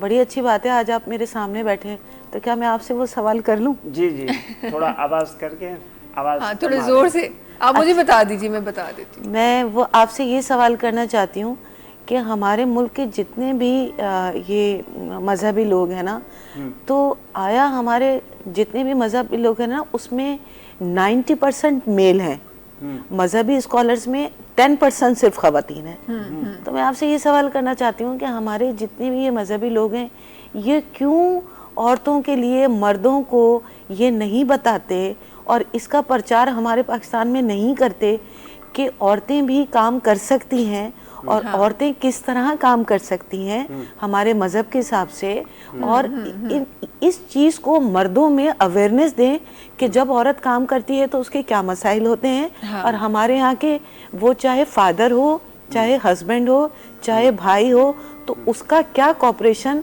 उसको as a wife, as a बेटी, एज ए मदर दरकार है ना। तो जो चीज़ उसका हक है उसको दरकार है। तो जहाँ आप लोग हमारे मज़हब के बारे में इतनी चीज़ें बताते हैं, तो क्या ये एक पॉइंट हमारे जितने भी मजहबी स्कॉलर हैं, जितने भी मजहबी रहनुमा हैं, उनकी मुझे लगता है कि ये रिस्पॉन्सिबिलिटी बनती है और ये वो हमारे मेल हजरात को डिलीवर करें कि हमारे मुल्क में इतनी ख़वातीन हैं जो कि कुछ भी नहीं करती।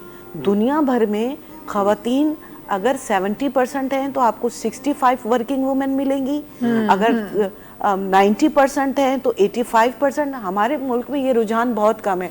हमारे मुल्क में हमारे यहाँ के मेल लोग जो है वो औरतों को घरों में रखना पसंद करते हैं। हम बेसिकली अजरा साहब इसी पे बात कर रही थी मैं, जब आप हुकूक की बात करते हैं तो काम करना भी मुझे लगता है, ये जो आप काम करने की बात कर रही हैं वो भी मुझे लगता है वो भी हुकूक है। और माजरत साहब पर वहाँ है ना, हमारे यानी कि मजहबी पॉइंट ऑफ व्यू से आप तो लोगों हमारे मजहब में तो कहीं भी ऐसा नहीं लिखा हुआ कि औरत काम नहीं कर सकती, औरत बाहर जाके काम नहीं कर सकती, ऐसा ही है। As the one longer problem in our 3 countries, ठीक है, first position Pakistan, second India and Bangladesh, ठीक है। तो यहाँ 3 ममालिक में हमारे पास जो डेंजर प्रॉब्लम है वो क्या है जी। वो ये है कि हमारे मुआशरे में औरत को अरबों की तरह पिसी हुई मखलूक समझा जा रहा है। यही क्वेश्चन ठीक है। मेरा आपसे है तो कि हमारे जो मजहबी जी, जी, स्कॉलर जी। हैं, मुझे लगता है मैं कि आपको बताता हूँ। जहाँ वो और बहुत कुछ डिलीवर कर रहे हैं, इस पे बड़ा फोकस होना चाहिए क्योंकि हमारे मुल्क की खवातीन ज्यादा हैं। हाँ जी, ऐसे मैं ना। आपको और वो खवातीन में भी जो ज्यादा है ना, उसमें ज्यादातर हिस्सा जो टैलेंटेड खवातीन भी हैं वो सिर्फ घरों में बैठ के घर का काम करती है। मर्द कह रहे हैं बस आप यहीं तक महदूद रहें, या वो खवातीन ने भी अपने दिल में ये सोच लिया है कि हमारा सारी जिंदगी बच्चों को संभालना, घर का झाड़ू पोछा करना, किचन का सालन बनाना, रात हो जाना, सुबह हो जाना, शायद हमारी ऐसा नहीं है। आप दुनिया को देखें, खवातीन इतना काम करें। मैं ये नहीं कहती कि बहुत ये होना चाहिए, हमें ये आज़ादी होनी चाहिए, इसकी कोई ऐसी जितनी हमारे मजहब में है, जितनी हमारे मुल्क में है, जितनी हमारी फैमिली हमें इजाज़त देता है, जितनी हमारी रिवायत हमें इजाज़त देती है, उसमें रहकर आप जैसे लोगों का बिल्कुल मुझे ऐसा बनता लगता है कि आप लोगों को मर्दों के लिए ये जरूर हर किसी स्पीच में डिलीवर करना कि हमारे मजहबी स्कॉलर ये कह रहे हैं। एक्चुअली मैं यही चाह रही हूँ कि इनके एक रिलीजियस स्कॉलर की जुबान से हम ये अल्फाज हम शामिल करें। रफाकत साहब। वालेकुम सलाम। तो मैं आपको बता रहा हूँ, बेसिकली हमारे 3 कंट्रीज़ में जो प्रॉब्लम है ना वो हमारे मुआशरे का है। अब मैं आपको अपने घर की बात बता रहा हूँ। तो मैंने मोहतरमा को तैयार किया है किसी काम के लिए, सही है, तो मैंने उनको तालीम भी दी, कुरान मजीद पढ़ाया। सही है, बिल्कुल, माशाल्लाह। जब शादी हुई, शादी के बाद कुरान मजीद पढ़ाया और काफ़ी इस्लामिक नॉलेज वगैरह ये सब कुछ। अब वो आप मैंने उन्हें जो आपने उन्हें दिया है, आप किस तरह से डिलीवर करा रहे हैं मुझे ये बता दें। जी, तो मैं आपको बताऊं, मैंने जब उन्हें कहा कि आप एज द वर्क किसी कंपनी में अप्लाई करें या किसी बैंक में अप्लाई करें, तो उन्होंने कहा ठीक है। उन्होंने अप्लाई किया اور میں نے اس بات کو ہاں کیا. جب انہیں فون آئی تو اس وقت انہیں اپنے پاپا کی طرف سے بھی فون آیا ہوا تھا. تو انہوں نے کہا کس سے بات کر رہی ہیں؟ انہوں نے کہا میں اپنے ہسبینڈ سے بات کر رہی ہوں. تو کہا وہ کیا بول رہے ہیں؟ وہ بول رہے ہیں کہ بینک انٹرویو دینے کب جا رہی ہو؟ تو پوچھے کیوں؟ کیوں کیا جاب کرنی ہے؟ میں نے بینک میں کاغذات وغیرہ دے دیے ہیں. تو انہوں نے کیا کہا کہ اگر میری بچی ہو اور جاب کرنے گئی تو پھر میں زندگی بھر آپ سے نہ بات کروں گا, میں آپ کو اپنا باپ کہلوانے کا حق کھو دوں گا. اچھا میں آپ کی ایک بات کو, میں آپ کی اس بات کو یہاں کاٹوں گی. میں آپ کی, میں سوری, نہیں, میں آپ کی اس بات کو یہاں ذرا ان کو ختم تو کرنے دینا, ذرا سننے تو دینا. نہیں, میں نہیں, ہمیں ذرا سننے دینا. آپ نے سوال پوچھے, اس کے جواب کی طرف آ رہے وہ. میں نہیں سنوں گی, اس لیے کہ جب بیٹی لڑکی ماں باپ کے پاس تھی تو اس کا کفیل باپ تھا. جب باپ کفیل نے اس کا کفالت دے دی شوہر کو تو باپ کی کفالت ختم ہو گئی, باپ کی ولی والی حیثیت جو ہے وہ ختم ہو گئی. اب اس کا ولی ہو گیا اس کا شوہر.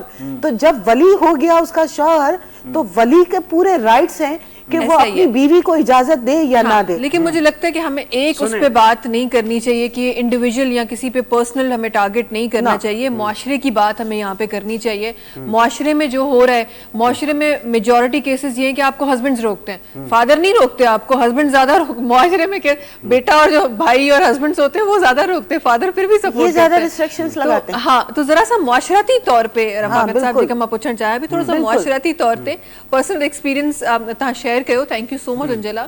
بٹ मां चाहियां थी त मुआशरे में जेको थी रहियो आहे उन जी अकासी कई वञे ऐं उते जेके हुकूक औरत खां किथे हटाया पिया वञनि ऐं उहे माज़रत सां पर किथे कॾहिं कॾहिं इस्लाम जे नाले ते औरत खे दबायो पियो वञे. हालांकि मुंहिंजे इस्लाम में त मां मूंखे नथो लॻे त अहिड़ी का टीचिंग आहे त तव्हां औरत खे दबायो. बेसिकली इस्लाम में इहा शइ आहे त अल इल्मु फरीज़तुन अला कुल्लि मुस्लिमिन व मुस्लिमा. ठीक है, अगर इस्लाम में ये होता कि औरत के कोई हुकूक नहीं होते तो इस्लाम इस हदीस में कभी ये न कहता कि अला कुल्ले मुस्लिमिन व मुस्लिमतिन. ठीक है, इस्लाम ने ये कहा है कि इल्म फरीज़ा है, मर्द हो चाहे औरत हो. सही. इस्लाम ने जब परमिशन दे दी तो बात खत्म हो गई, फिर उसमें हमारे राइट्स नहीं बनते. ठीक है, तो बेसिकली हमारे इन 3 कंट्रीज में प्रॉब्लम है. मैंने पहले आपको निशानदेही की क्यों हमारा मुआशरा ज़्यादातर इस बात पे कारबंद रहा है कि औरत या तो गुलाम है हमारे घर का या जानवर है. 2 चीज़ें हैं. इन 3 ममालिक का मुआशरा पहले एक साथ रहा है ना. पहले तो हिंदुस्तान पाकिस्तान था, वो उसके बाद बांग्लादेश अलग हुआ. तो इन 3 कंट्रीज़ में सकाफ़त के लेवल पे औरत को जो समझा गया है वो ये चीज़ समझा गया है बनिस्बत मुआशरे अरब भी पहले ये समझते थे, लेकिन अरब में थोड़ी तरक्की होने के बाद अरब में अब ये बात नहीं रही. अरब ने काफ़ी हद तक पाबंदियाँ ख़त्म कर दी हैं, लेकिन हमारे मुआशरे के आम लोग इस बात को एक्सेप्ट ही नहीं करते. एज द स्कॉलर जब मैंने एक्शन लिया, मैंने स्टैंड लिया अपनी वाइफ पर, तो मैंने कहा मैं हूँ, जब मैंने परमिशन दी है तो आप कौन होते हैं, आपका तो हक ही नहीं है. तो कहा फिर आप गाँव में नहीं आएंगे, आपको खाना पीना होगा गाँव में, उठना बैठना होगा गाँव में, सब कुछ करना होगा. ये भी मसाइल है कि आप गाँव नहीं आएंगे क्या. अब थोड़ी सी चीजों पे बिरादरी खत्म हो रही है, थोड़ी सी चीजों पे खत्म हो जाएंगे. और देखिए रिश्ते खत्म हो गए, ताल्लुकात खत्म हो जाते हैं इन बातों पे. तो ऐसी बातें समझाते हैं. दूसरी बात, मेरा प्रॉब्लम ये है कि मैं अपने विलेज में एज द स्कॉलर टाइम नहीं दे सका. ये मेरी मजबूरी थी हिजरत करना. अगर मैं टाइम देता तो मैं काफ़ी हद तक, मुझे यकीन है मैं मुआशरे को कन्वर्ट कर देता, क्योंकि मेरे पिछले 4 साल इराक़ के गवाह हैं. मैंने इराक़ में अरबों जैसे मुआशरे को जब चेंज कर लिया और उसके बाद फिर 4 साल मुआशरे में पाकिस्तान में डिस्ट्रिक्ट बदीन के हैं, वहाँ पे जब मुआशरा एक्सचेंज हो सकता है तकरीबन विद इन 4 ईयर, तो यहाँ पे मुआशरा चेंज हो सकता है. लेकिन मेरी मजबूरी है एज द स्कॉलर, मैं नहीं जा सकता वहाँ पर. क्यों? मेरे मसाइल कुछ ऐसे हैं. मैं जब तक कराची में हूँ तो जिंदा हूँ, जब कराची छोड़ूंगा तो ऐसे। आपका मसला हल कर देती हूँ, आप अपने घर से शुरू कर दें, आप अपनी घर वाइफ से को अपने शुरू घर कर दें, से हाँ। नहीं, मेरे घर से स्टार्ट है, मेरा घर स्टार्ट इधर है, उनकी वाइफ तो Very वर्किंग good, लेडी है। very good. मेरी अच्छा, वाइफ किसी- भी इधर है, अब कराची का माहौल है, अब सब कुछ वहाँ Very छोड़ good, के आए very हैं। good. मेरा वहाँ घर है, उसको भी ताला लगा हुआ है। ऑल दो असांजे ॻोठ जो माहौल बि मां इहो न चवंदमि त ॾाढो बुरो आहे, काफ़ी असांजा अहिड़ा लिबरल थिंकिंग वारा ॻोठ बि आहिनि जिन जो औरतूं जेके आहिनि बेशक घरनि जी हदूद जे अंदर ही पर कम बिल्कुल, कर रही हुई, जिनकी हम बात भी कर रहे थे, कोई फर्क जो नहीं पड़ता। हाँ बिल्कुल, जो हैंडमेड चीज़ें हम जिनकी बात कर रहे थे वहाँ पे औरतें वो भी कर रही हैं। ऐं वराए मां शइ खे रिपीट कंदमि त जॾहिं तव्हां औरतुनि जे हुकूक जी ॻाल्हि कयो था त उते इहो बिल्कुल भी हरगिज़ इहो असां का भी औरत इहा न चाहींदी या कोई भी, बल्कि औरत और बोलेगी कि भाई हम चार दीवारी के अंदर है कि कलर डल हो जाएगा, सूरज में जाएंगे। लेकिन हुकूक जो मतलब जेको आहे उहा सोच जी आज़ादी आहे, सोच की आज़ादी। दरवाज़नि तालनि खुलण जी आज़ादी न आहे, ना है, या बिल्कुल, ॿियनि बिल्कुल। शयुनि जी आज़ादी न आहे, बिल्कुल सोच जी आज़ादी आहे सोच की बेसिकली। आख़िर में हिकु नंढड़ी सी ॻाल्हि जेका मां तव्हांजी तरफ़ां बि तव्हांजी तरफ़ां बि जल्दी सां शामिल कंदमि, बिकॉज़ प्रोग्राम जे अॼोके एपिसोड जे इख़्तिताम जी तरफ़ असां रवा दवा आहियूं। रफ़ाक़त साहब, मोहतरमा बि जॾहिं तव्हां खां पुछी रही हुयूं त हिकु शइ मां बि इहो शामिल करणु चाहियां थी त तव्हांजे सोच मुताबिक़, तव्हांजी सम्झ मुताबिक़, तव्हांजी इस्लामिक टीचिंग्स मुताबिक़ अॼु जेके असांजा तमामु जेके वॾा वॾा टाइकॉन जेके स्कॉलर्स आहिनि उहे बि, ऐं नंढे लेवल ते जेके स्कॉलर्स कमु करे रहिया आहिनि, तमामु उहे स्कॉलर्स पंहिंजी ज़िम्मेदारी निभाए रहिया आहिनि पूरी तरीक़े सां। तव्हां खां सवाल आहे मुंहिंजो इहो, सही तव्हांखे लॻे थो त पूरी तरीक़े सां हर स्कॉलर पंहिंजी ज़िम्मेदारी निभाए थो? ना। सेम सवाल है मेरा भी ये। सेम बिल्कुल। बेसिकली जो प्रॉब्लम है हमारे पास वो ये है कि हर स्कॉलर अगर कमा हक हूँ, अपना हक इस्तेमाल करता, अपना राइट इस्तेमाल करता और सच बोलता, सीधी सीधी बात करता Yes. और जिम्मेदारी के साथ अदा करता, तो हमारा ये माहौल बाकी नहीं रहता। इसमें क्या रुकावट है? हमारा माहौल चेंज हो जाता। इसमें क्या रुकावट है? इसमें रुकावटें बहुत सारी हैं। इसमें चंद स्कॉलर्स ऐसे हैं जो किसी शोहरत की खातिर हाँ, डिफरेंट रीजन आते से हैं, शोहरत की कौमियत के खातिर। खातिर, उन्होंने शोहरत मशहूर के होना साथ, है। कभी उन्होंने- पैसों के खातिर। उन्होंने फकत एक शाबाशी लेनी है जमाने हाँ। से कि फलां स्कॉलर देखो यार, उसकी लेवल देखो, कमाल की बातें करता है, सही। चाहे बस इसकी उसने वजह यहाँ से तक कितना करना ही है। नुकसान क्यों ना होगा। ठीक है। अच्छा, जल्दी से आखिरी हिकिड़ी नंढड़ी सी ॿी बि जेका मां शामिल करणु चाहियां थी, प्रोग्राम जो जेको वक़्तु आहे वो तकरीबन जेको आहे अॼोके एपिसोड जो वक्त ख़त्म थी वियो आहे। आखिरी बात आपसे कि इस बार जो शो हो रहा है, आई एम श्योर कि उसकी तैयारी तो पूरी हो चुकी होगी। Yes. अगले साल जो लोग आपको ज्वाइन करना चाहते हैं क्या करें, कैसे नज़रों में आए आपके? मेरी नज़रों में सिर्फ काम आता है, आहा, आहा। वो काम के प्रोडक्ट्स ऐसी बनाएं जो कि हमारे पाकिस्तान में तो पसंद किया जाता है।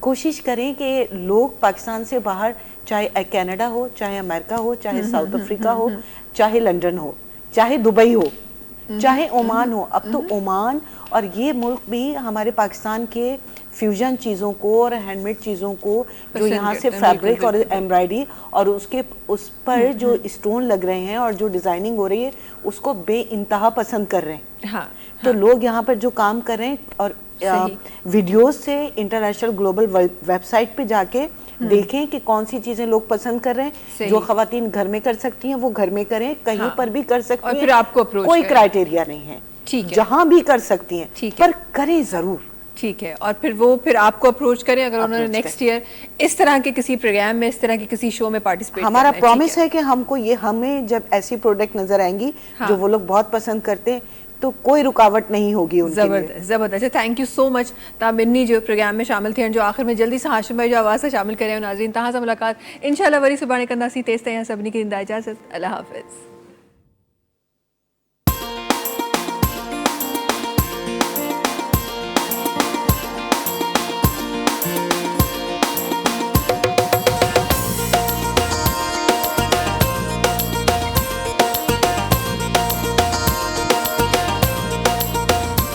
साखू यार मना बनाए, साखू ढोल मना बनाए, पावे सिर दी बाजी लग जावे, पावे सिर दी बाजी लग जावे, ए हो खतरा चा बनाए, ए हो खतरा चा बनाए, बाजी सिर दी बाजी लग जावे, मावे सिर दी बाजी लग जावे।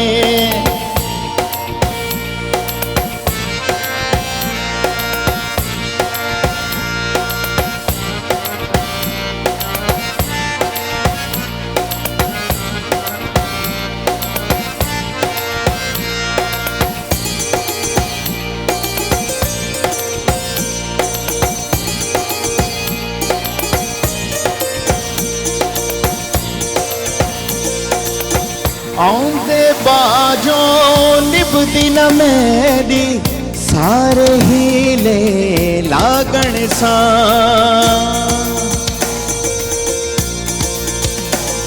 ओ आंदे बाजो निभदी न मेरी सारे हीले लागण सा आंदे बाजो निभदी न मेरी सारे हीले लागण सा आंदे बाजो निभदी न मेरी सारे हीले लागण सा ए हो मसला मुकाबला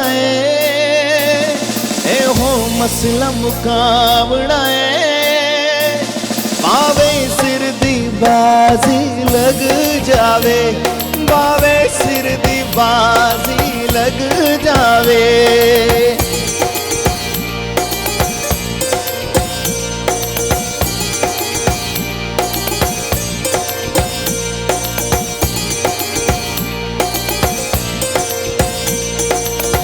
यार नहीं ते जीवना कहना नाल परेशान थीवना कहना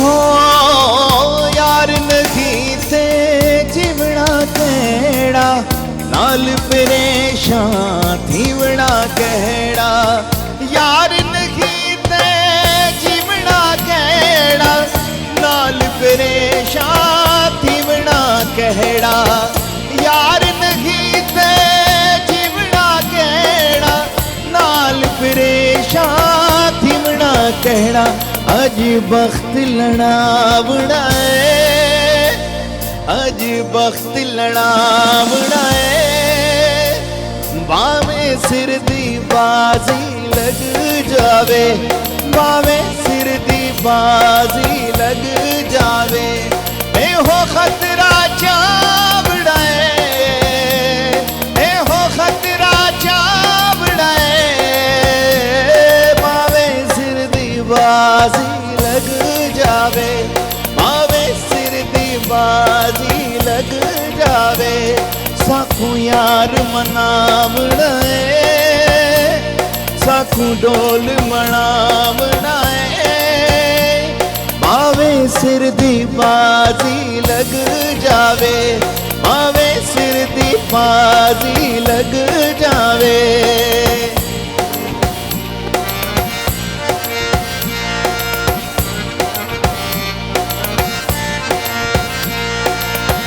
हथ ते हथ रख